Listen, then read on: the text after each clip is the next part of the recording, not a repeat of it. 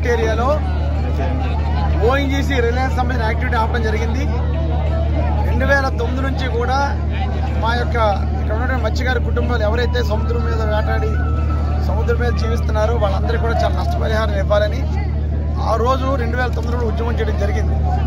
కానీ కొంత రాజకీయ స్వార్థం వల్ల ఆ రోజు కాకినాడ పట్టణానికి సంబంధించినటువంటి కాకినాడ చుట్టుపక్కల ప్రాంతం వాళ్ళకి సంబంధించినటువంటి మత్స్యకారు కుటుంబాలందరికీ కూడా ఓఎన్జీసీ వచ్చే నష్టపరిహారంలో అన్యాయం జరిగింది. కనుక అందరం కూడా ఉద్యమించి ఈరోజు కాకినాడ పరిసర ప్రాంతంలో ఉన్న మత్స్యకారు కుటుంబాలన్నీ కూడా ఈరోజు ఇక్కడ యాక్టివిటీని ఆపడం జరిగింది.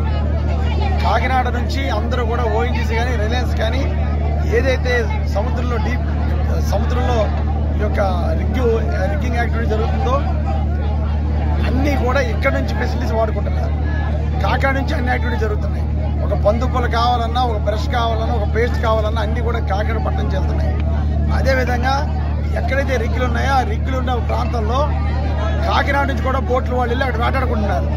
అంత అందరూ కూడా నష్టపోయారు. ఈ రోజు ఎక్కడైతే రిగ్గులు ఉన్నాయో ఆ రిగ్గింగ్ జరుగుతున్న పరిసర ప్రాంతాల్లో వేటాడుకోవడం నిషేధం. కనుక నష్టపరిహారం ఇవ్వండి అని మేము కూడా గతంలో కూడా అడగడం జరిగింది. కనుక ఈరోజు పెద్ద ఎత్తున పెద్దలందరూ కూడా మత్స్యకారు సోదరులందరూ కూడా ఉద్యమించి ఈ యొక్క యాక్టివిటీని ఆపాం. పూర్తి సహకారాన్ని వాళ్ళకి ఇస్తానని చెప్పడం జరిగింది. రేపు ఎల్లుండి ఓఎన్జీసీ వాళ్ళని కలుస్తాం, రిప్రజెంటేషన్ ఇస్తాం, అలాగే పోర్ట్ వాళ్ళని కలుస్తాం, పోర్ట్ ఆఫీసర్ కలుస్తాం.